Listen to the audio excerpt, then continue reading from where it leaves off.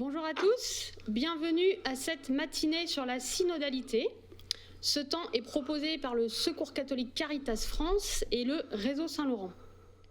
Comme vous le savez, nous enregistrons ce temps qui sera ensuite disponible sur le site Servons la Fraternité. Plusieurs temps ce matin.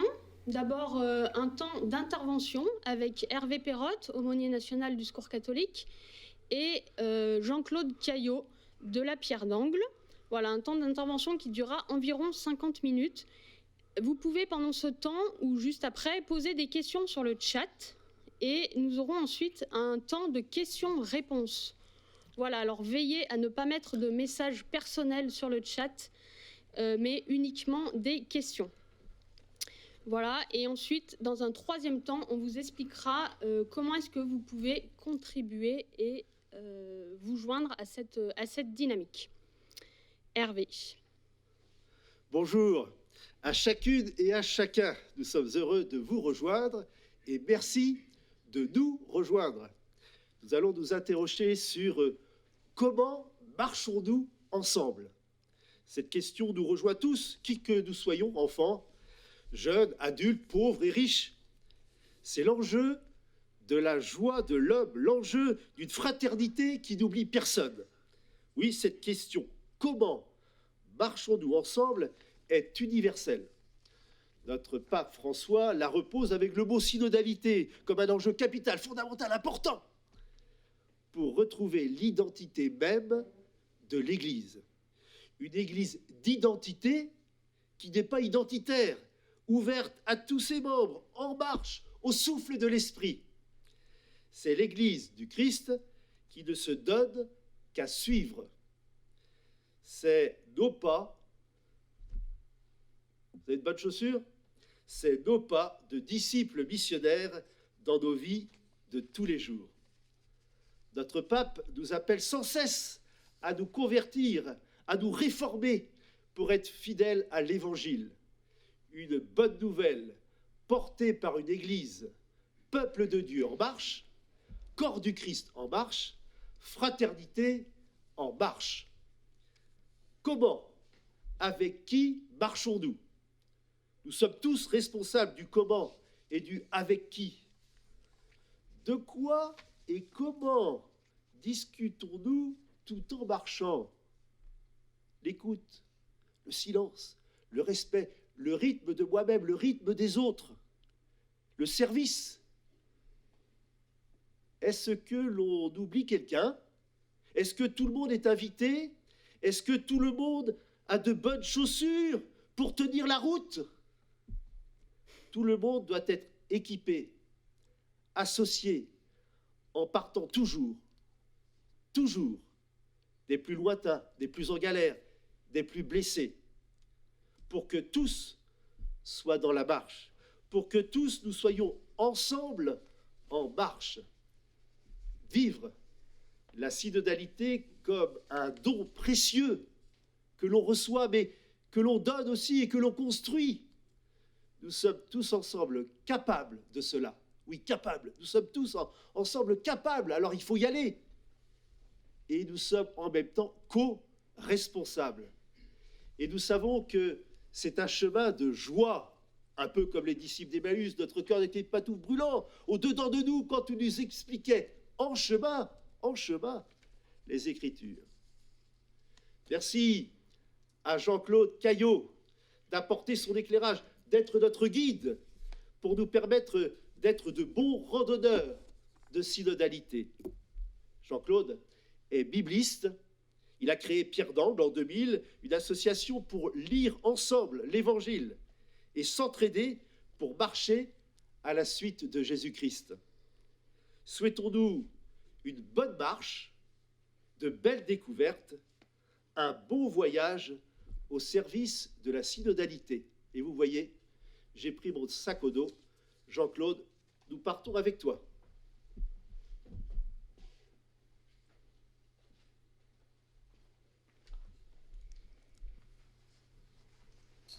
Merci Hervé.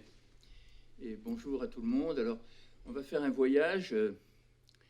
Ce peut être un voyage périlleux, Il faut simplement être attentif. Vous savez, c'est comme partout, il arrive qu'il y ait un mot qu'on ne comprenne pas, une phrase qu'on ne comprenne pas. En fait, ça n'a pas d'importance. Il faut se laisser bercer par la parole. Et puis, il y a des choses qui rentrent. Pour une église synodale, peut-être vous voyez sur vos écrans ce titre, pour une église synodale. Je reviendrai sur ce titre parce que, mine de rien, il dit des choses un peu fondamentales. Mais tout d'abord, je voudrais plonger directement dans la rivière avec un peu de vocabulaire. Que signifient donc les deux mots synode et synodalité? Donc le mot synode, en fait, ça signifie tout simplement réunion, assemblée, un synode. Mais si on fait attention à l'origine du mot, alors le sens se précise, et se précise de manière très importante. Le mot synode, ça vient d'un mot grec.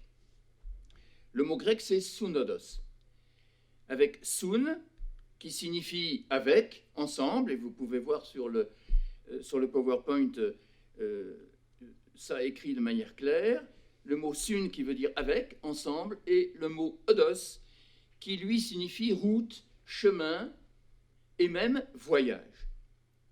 Donc le synode, c'est une réunion de personnes, mais pas du tout des gens qui sont là ensemble pour rester sur place.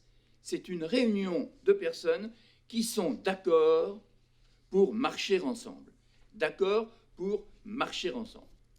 Donc on a déjà cette affaire autour du synode.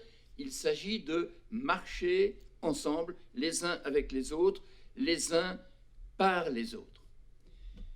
Synodalité maintenant. Bien, le mot synodalité, il est tout simplement formé sur l'adjectif synodal. La synodalité, c'est l'acte de marcher ensemble. De même que la marche est un déroulement, un processus, on marche pas à pas, un pas après l'autre. De même, la synodalité exprime une démarche, un processus. C'est ainsi que, d'ailleurs, on parle de chemin synodal. Chemin synodal. Donc, lorsqu'on parle de synode ou de synodalité, on parle d'un cheminer ensemble, d'une démarche commune de tous les baptisés, je dis bien tous les baptisés sans aucune exception, démarche commune selon les dons que chacun ils ont reçus de l'Esprit Saint, ce sont les charismes, et selon les services que l'Église leur demande de remplir, et ce sont les ministères. Donc synode, synodalité, cheminer ensemble. Marcher ensemble, donc. Mais dire ensemble, cela indique évidemment que nous sommes avec des compagnons. Alors une question se pose. Quels sont nos compagnons? Avec qui marchons-nous? Et peut-être même, qui oublions-nous de prendre pour compagnons de marche dans notre travail pour construire ensemble l'Église? Si vous le voulez bien, écoutons ce que disaient il y a quelques jours des personnes ayant l'expérience de la misère. Nous étions en train de préparer la rencontre avec les évêques de France à Lourdes au début du mois de novembre, qui ont décidé d'écouter à la fois le cri des pauvres et le cri de la terre. Et voici ce que ces personnes, préparant cette rencontre avec les évêques, disaient. Et ce qu'elles disaient donne déjà beaucoup à penser sur la synodalité. J'y reviendrai tout à l'heure. Je cite, « Ce qui rend la vie difficile, c'est le manque de respect et d'écoute. On ne nous croit pas. C'est pour ça qu'on reste muet. C'est qu'on n'est pas écouté en haut lieu. » Je cite toujours, « Des fois, on a tellement envie de hurler qu'on ne peut plus finir nos phrases. » Et enfin, si on prenait en compte l'évangile des pauvres d'aujourd'hui, la vie serait meilleure. Fin de citation. Écoutez, écoutez. Voilà le maître mot que les personnes que vous et moi nous connaissons ne cessent de dire et de redire. Et surtout, pour se plaindre de ne pas être écoutés, et donc de ne pas être en communion avec les autres, de ne pouvoir participer à rien, de n'avoir rien à transmettre. Et notez ces trois verbes, ou ces trois mots que j'ai employés. Ne pas être en communion, ne pouvoir participer, n'avoir rien à transmettre, transmission qui dit mission. Et ces trois mots, vous les retrouverez dans le titre du synode que j'expliciterai ou expliquerai tout à l'heure. Eh bien, une église synodale, c'est-à-dire une église en route et ayant rassemblé tous les fidèles sans exception, serait une église qui répondrait pleinement au manque ressenti par les très pauvres. Ce serait une église de l'écoute, d'une écoute sans aucune exclusive, c'est-à-dire une église qui écoute tout le monde, une église qui écoute tout le monde. Et pour écouter tout le monde, il faut commencer par entendre et prendre en compte le plus petit. Car, nous dit le père Joseph Wresinski dans un de ses livres, celui, je cite, celui qui n'est pas partie prenante dès le point de départ, ne le sera jamais chemin faisant. D'autre part, l'Église sait, ou devrait savoir, que, et je cite l'Évangile de Matthieu 11, 25, l'Église sait que ce qui a été caché à des sages et à des instruits a été révélé aux tout petits.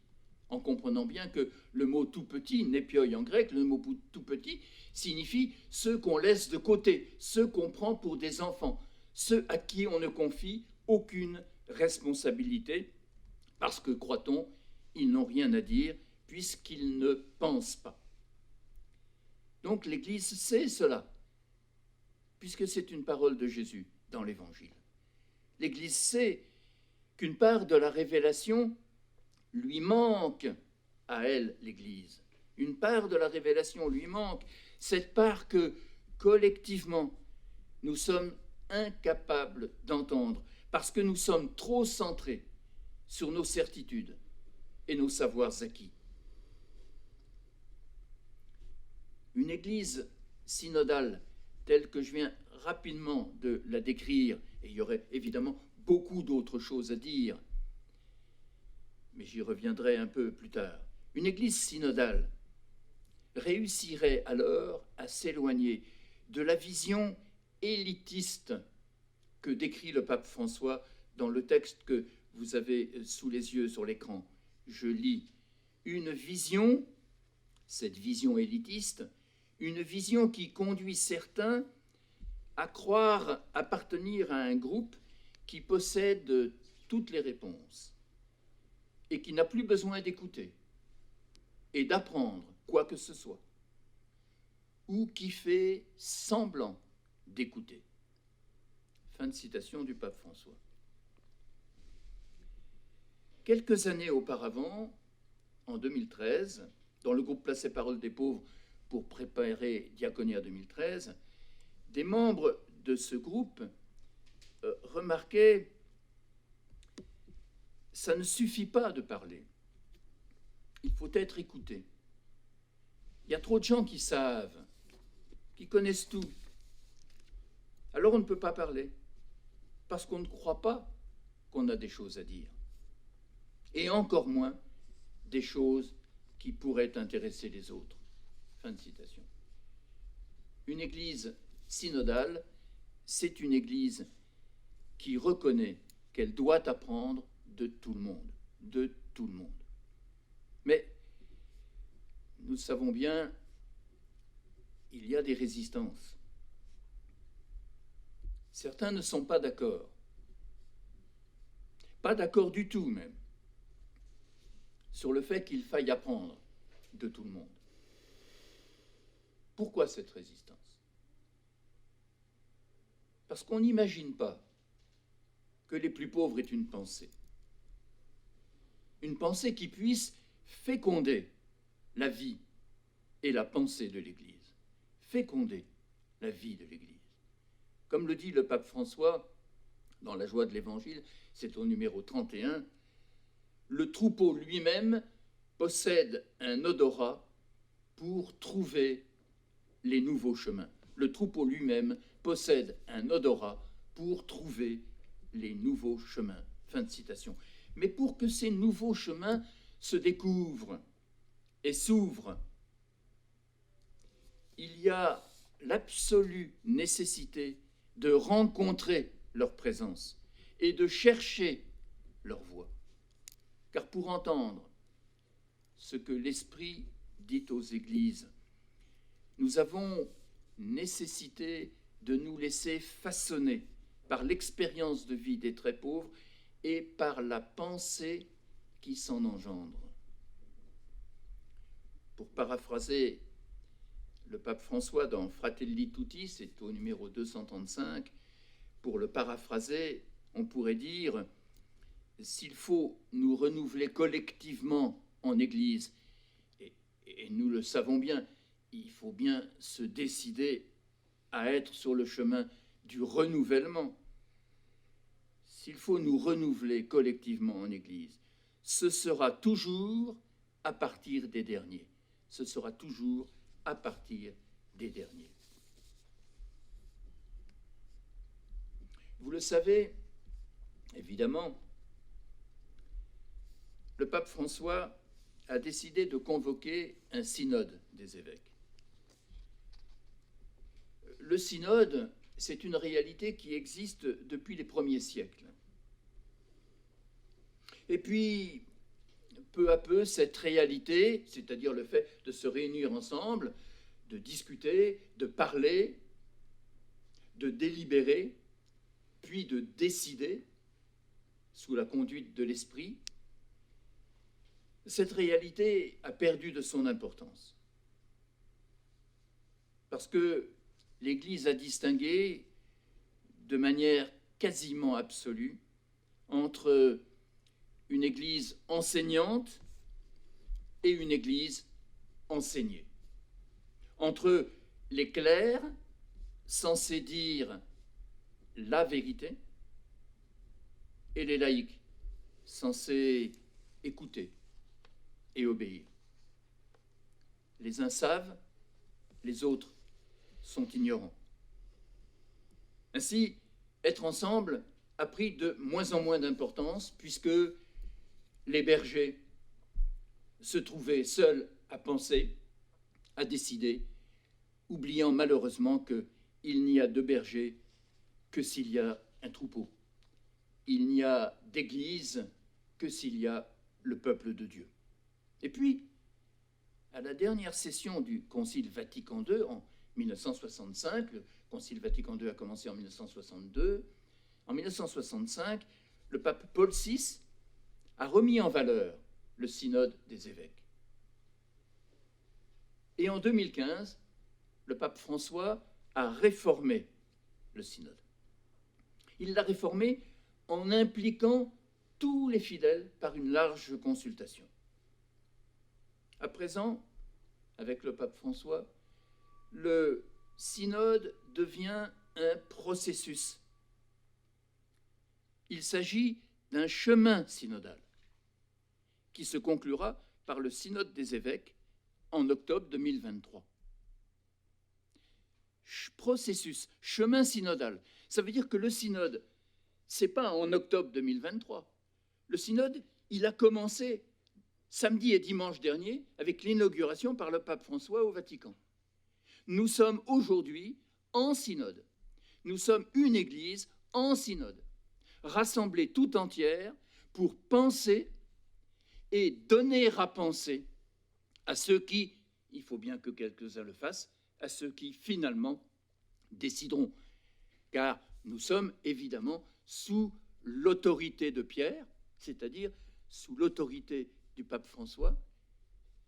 Ce n'est pas, j'y reviendrai à la fin sans doute, l'Église n'est pas une démocratie et la consultation que le pape demande aujourd'hui dans tous les diocèses du monde n'est pas du tout un sondage d'opinion, ça n'a rien à voir. Il s'agit bien de se mettre à l'écoute de l'Esprit, dans la lecture de l'Évangile, pour suivre Jésus, et cette suivance de Jésus sous la conduite de l'Esprit doit donner une pensée nouvelle qui peut renouveler l'Église si nous sommes attentifs. Ce processus synodal dont je viens de parler à l'instant, qui a commencé, ce processus synodal a un thème. Ce thème, c'est la synodalité.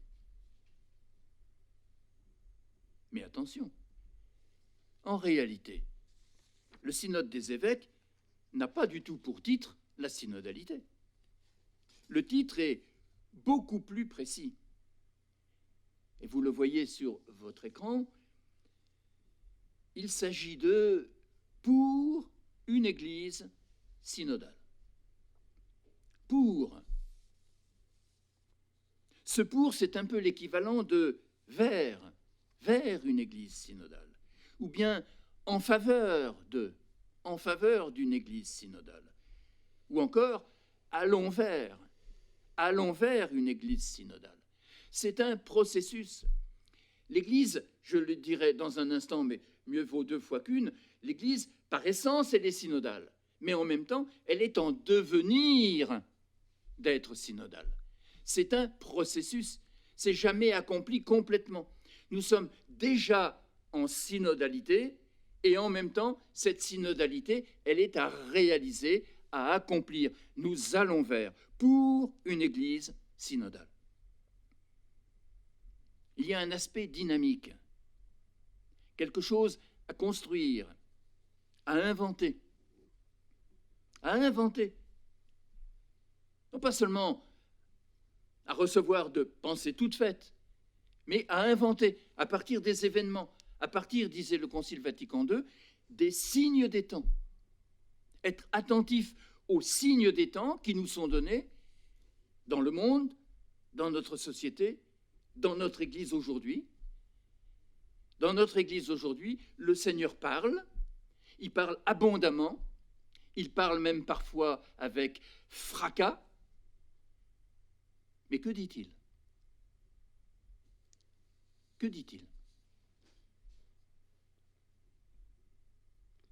Alors cet aspect dynamique, quelque chose à construire, à inventer, c'est aussi et surtout quelque chose à recevoir de l'Esprit qui ne cesse de parler aux Églises. L'Esprit ne cesse de parler aux Églises. J'en étais au titre et j'y reviens. Le titre ne s'arrête pas à pour une Église synodale. Vous le remarquez sur votre écran. Après cette première ligne, il y a 2 points. Il y a une ponctuation. C'est-à-dire que le pape et ses collaborateurs précisent ce qu'il entend par Église synodale. Le titre se poursuit en effet de la manière suivante, et vous lisez comme moi sur l'écran, communion, participation, mission.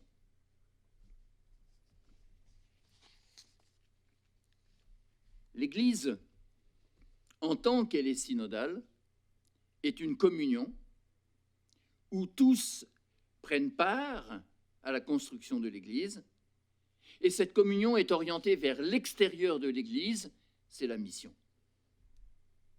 En tant que synodale, l'Église est une communion, une participation, une mission. Les 3 termes, ces 3 termes-là, communion, participation, mission, sont liés, intrinsèquement liés, reliés. Ils se tiennent ensemble, ou alors ils tombent ensemble. L'un ne va pas sans l'autre. Supprimez l'un, les 2 autres s'écroulent. Communion, participation, mission. Qui dit communion, c'est pas de l'ordre de l'amitié, la communion des âmes, la communion des cœurs. Non, la communion, c'est porter le poids ensemble, la charge. L'étymologie du mot communion, c'est avec, et puis la charge, le poids. On porte ensemble. C'est rien de très sentimental dans le mot communion. C'est vraiment de l'ordre de la responsabilité ensemble. Participation, c'est clair, c'est prendre part à la vie de l'Église, prendre part à la pensée de l'Église, prendre part aux décisions de l'Église. Et la mission, eh bien, on n'est pas une Église pour soi-même, on n'a pas notre petit Jésus à nous. On rencontre le Seigneur pour le transmettre aux autres, pour le transmettre à ceux qui, pas encore, ne l'ont rencontré. Je reviens maintenant, si vous m'avez suivi jusqu'ici, je reviens plus directement à la synodalité. Synodalité dont je rappelle qu'il s'agit de marcher ensemble. N'ayons pas peur des mots qu'on n'a pas l'habitude d'employer quand on prend son repas ou quand on prend un café dans le café du coin. Synodalité, voilà, c'est pas non plus un mot barbare, employons-le. Synode, synodalité, c'est marcher ensemble, être ensemble pour penser, vivre et décider. Alors je reviens sur cette réalité. Se cheminer ensemble, cette synodalité, est-ce que, par hasard, ça ne pourrait pas ne concerner que le pape, les évêques ou les clercs en général? Au fond, ceux qui disent qu'ils savent. Eh bien, il semble au pape François que, et je cite, il semble au pape François, vous avez ça devant votre écran, regardez bien votre écran parce que c'est plus facile parfois en lisant soi-même. Donc je lis avec vous. Le synode des évêques doit devenir, faites bien attention au mot devenir, un processus, une marche. Le synode des évêques doit devenir toujours plus un instrument privilégié d'écoute du peuple de Dieu. Un instrument d'écoute. Se marcher ensemble, c'est un instrument pour se mettre à l'écoute. À l'écoute de qui? Du peuple de Dieu. Et le peuple de Dieu, c'est qui? C'est tout le monde. Comme a dit plutôt Vatican II dans la Constitution sur l'Église, c'est au numéro 12, des évêques jusqu'au dernier des fidèles laïcs. L'expression est un peu tordue, mais des évêques jusqu'au dernier des fidèles laïcs. Ça veut dire tout le monde, sous l'autorité de Pierre, aujourd'hui du pape François. Il semble donc au pape François, je continue ma lecture, le synode des évêques doit devenir toujours plus un instrument privilégié d'écoute du peuple de Dieu. Nous demandons à l'Esprit Saint, tout d'abord, le don de l'écoute pour les pères synodaux. Écoutez bien la suite. Écoute de Dieu jusqu'à entendre avec lui, avec Dieu, le cri du peuple. Écoute de Dieu jusqu'à entendre avec lui le cri du peuple. Écoute du peuple jusqu'à y respirer la volonté à laquelle Dieu nous appelle. Ce n'est pas seulement l'écoute du peuple, et ce n'est pas seulement l'écoute de Dieu. C'est les deux articulés, reliés, les deux ensemble. Écoute de Dieu, écoute du peuple. Car l'écoute de Dieu me fera entendre le cri du peuple, et le cri du peuple me fera réaliser où se trouve la volonté de Dieu. Bien que le synode, dans sa composition, soit conçu comme un organisme essentiellement épiscopale, c'est-à-dire ce sont les évêques qui siègent, avec quelques observateurs et experts, mais c'est essentiellement des évêques. Bien que ce soit un synode des évêques, et c'est bien ça que nous sommes en train de préparer, le synode n'évolue pas pour autant séparé du reste des fidèles. En tout cas, ce n'est pas l'option qui est prise par le pape François. Ce n'est pas une réunion des évêques qui, entre eux, vont penser sur le présent et l'avenir de l'Église, sur la communion, la participation et la mission. C'est les évêques reliés à leur peuple, et peuple qu'ils connaissent bien, puisque ce sont les hommes et les femmes et les enfants qui sont dans leurs diocèses respectifs. Autrement dit, le pape François a la volonté de faire en sorte que ce cheminer ensemble concerne vraiment tout le peuple de Dieu, sans aucune exclusive. Je répète souvent là la même chose, mais parce que c'est capital. Personne n'est exclu de cette consultation, personne n'est exclu, et toute parole, jusque et y compris la plus petite ou la plus inaudible, est attendue par cette démarche et ce processus synodal. Le piège, ça serait de voir dans la synodalité un simple instrument de fonctionnement pour mieux gouverner.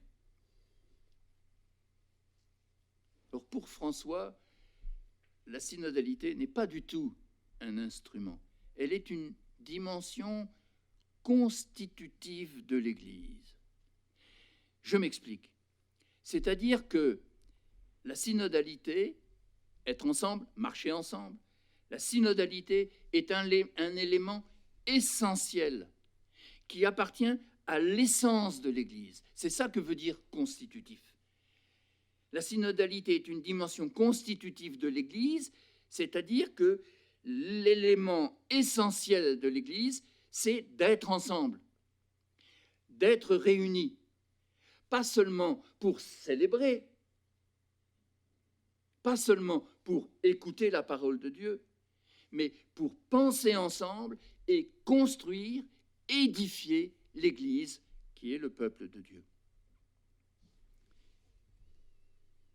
C'est ce que dit le pape François quand il cite Saint Jean Chrysostome. Saint Jean Chrysostome, qui est un père de l'Église, donc il y a des siècles et des siècles, il écrit ceci, écoutez bien, « Église et synode sont synonymes ». Citation de Jean Chrysostome. « Église et synode sont synonymes ». C'est-à-dire, c'est la même chose. L'Église est, EST, synodale. L'Église, c'est, marcher ensemble.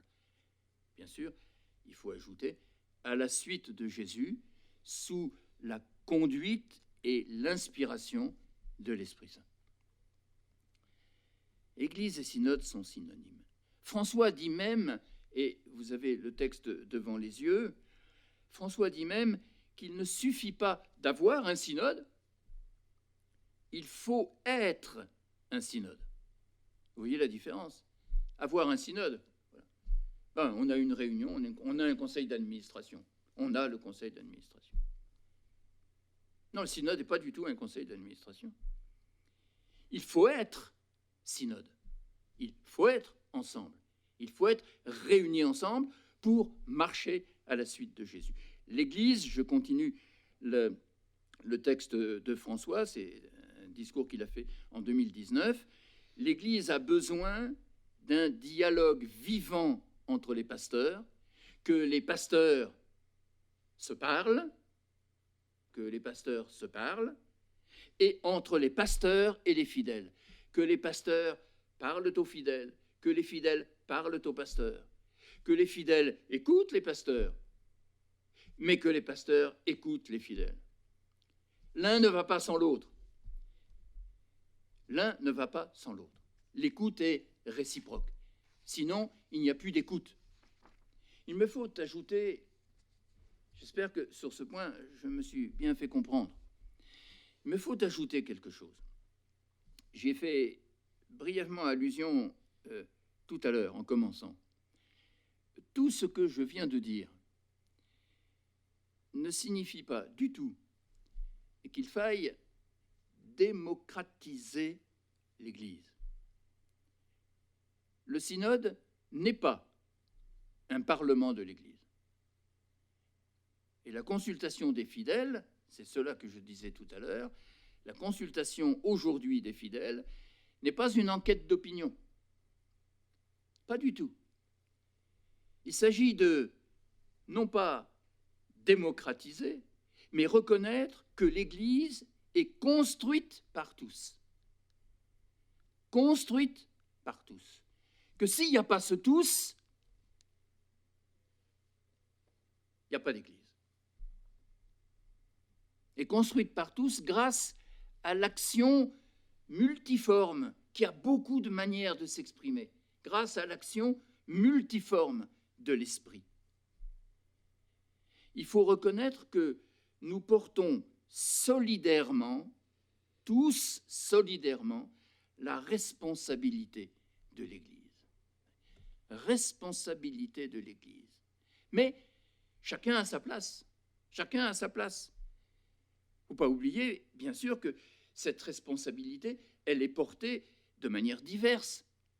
Il y a une pluralité de charismes, il y a une pluralité de ministères, il y a une pluralité de responsabilités. Chacun doit être à sa place, sans jalouser ou vouloir la place de l'autre. Chacun à sa place, mais vraiment à sa place, pleine et entière, sans aucune restriction.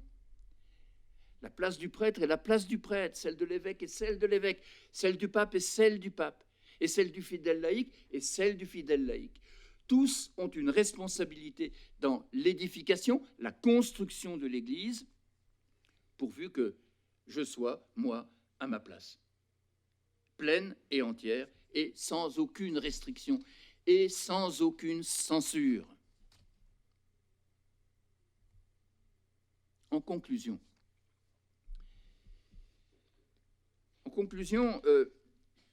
je cite le pape François, encore une fois. Vous pouvez lire sur vos écrans. Cheminer ensemble, dit-il, en 2017, cheminer ensemble est le chemin constitutif de l'Église. Je reviens à ce que j'ai dit tout à l'heure. La synodalité comme élément constitutif de l'Église, l'essentiel de l'Église, ce qu'est l'Église, ou la phrase de Jean Chrysostome, Église et synode sont synonymes. Je reprends la citation de François. Cheminer ensemble est le chemin constitutif de l'Église. Le code qui nous permet d'interpréter la réalité avec les yeux et le cœur de Dieu. Le code. Cheminer ensemble est une sorte de code qui nous permet d'interpréter. Être ensemble, c'est ce qui va nous permettre d'interpréter. On n'interprète pas tout seul. Si j'interprète tout seul, non, il faut une sorte de collège, de collégialité. Je n'ignore pas que le mot collégialité a un autre sens théologique que le simple fait d'être ensemble, tous ensemble. Collégialité a un rapport, je dis ça entre parenthèses, un rapport avec l'épiscopat, avec le fait qu'il y a des évêques. Je ferme la parenthèse. Cheminer ensemble est le chemin constitutif de l'Église, le code qui nous permet d'interpréter. D'interpréter comment? Avec le cœur et les yeux de Dieu. Interpréter avec le cœur et les yeux de Dieu. Ce qui suppose une attitude intérieure d'écoute de Dieu. Elle a une allusion à la prière. Il n'y a pas d'église sans prière. Ou dit autrement, il n'y a pas d'église sans écouter la parole de Dieu, sans écouter Dieu lui-même qui s'exprime à travers les événements, à travers ceux que je rencontre, à travers la parole de Dieu, et parfois cela arrive directement. Donc cheminer ensemble est le chemin, c'est le code. Et enfin, c'est la condition pour suivre le Seigneur Jésus. Et cette phrase est très forte. La synodalité, nous dit le pape, si je veux résumer, la synodalité, c'est la condition pour suivre Jésus. Autrement dit, je ne suis pas chrétien tout seul. Je ne suis pas chrétien tout seul. Même l'ermite, dans sa montagne, n'est pas chrétien tout seul. Il est chrétien avec l'ensemble des autres chrétiens. Et, oserais-je dire, il est chrétien avec l'ensemble de l'humanité. Ce qui veut dire, et j'ai arrêté là la citation du pape François, ce qui veut dire que la synodalité fait partie de l'identité de l'Église. L'identité de l'Église, c'est synodal, marcher ensemble, être ensemble pour penser, pour construire, pour décider.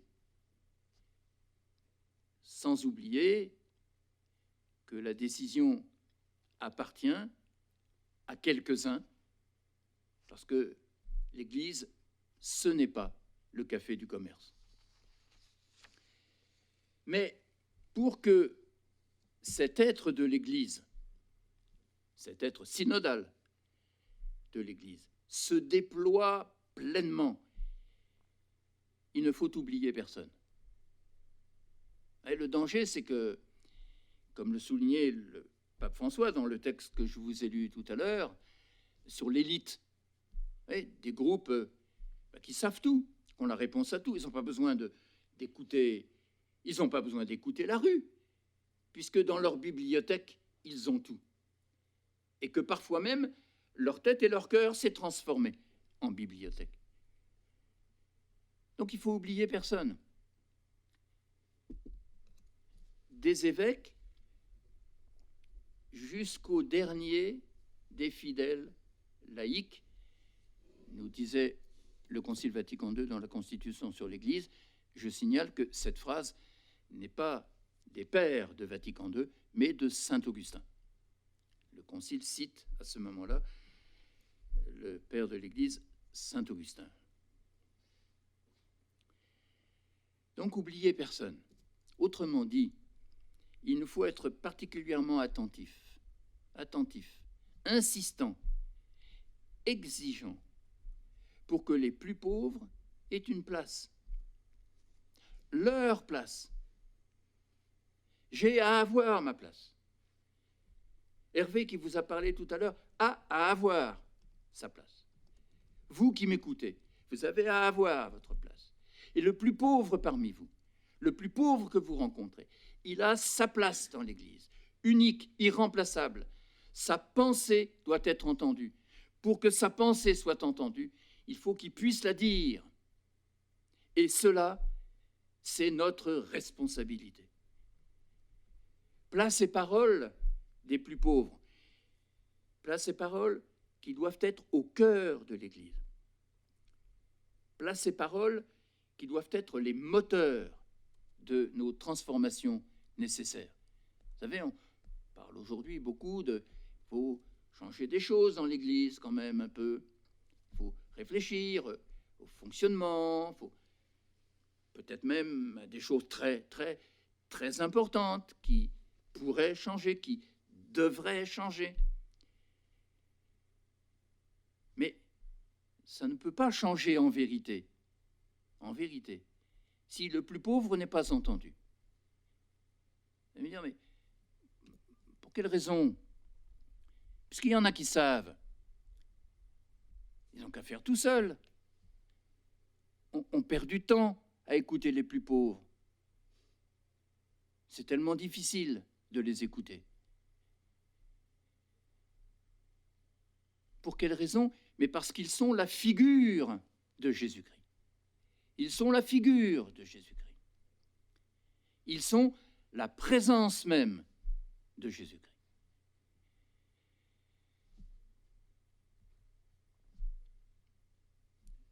J'en viens vraiment là à ma dernière phrase, enfin, il y en aura 4 ou 5. Les très pauvres sont la pierre de touche de la synodalité. Je rappelle que dans les traités d'alchimie, la pierre de touche était un procédé utilisé pour tester si un métal était de l'or ou de l'argent. Vous avez une pièce de métal, il y avait une pierre de touche qui permettait de dire « Ah, ça c'est de l'or. Ah non, ça c'est pas de l'argent. Ah, c'est pas de l'or. C'en est ou c'en est pas. » Et dans les traités d'alchimie de très autrefois, la pierre de touche, c'était ça. Et bien de même, ce sont les plus pauvres qui seront le test le plus rigoureux que la démarche synodale est réellement adressée à tous sans exception. Je répète cette phrase qui est la dernière de mon exposé, mais soyez attentifs encore quelques secondes car il y aura sur votre écran de votre ordinateur encore 2 ou 3 planches, mais où moi je resterai silencieux. Il vous suffira de lire par vous-même. Je répète cette dernière phrase. De même, par rapport à la pierre de touche, ils sont la pierre de touche. Eh bien, ce sont les plus pauvres qui seront le test le plus rigoureux que la démarche synodale, la démarche d'être ensemble, de marcher ensemble, est réellement adressée à tous sans exception. À présent, à vous de lire.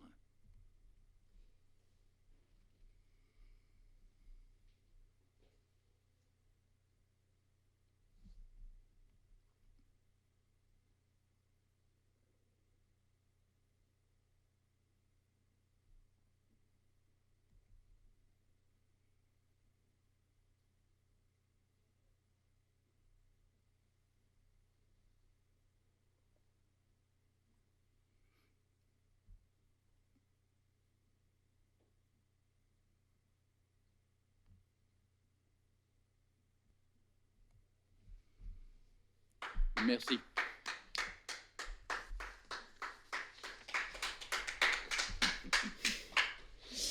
Merci beaucoup, Jean-Claude.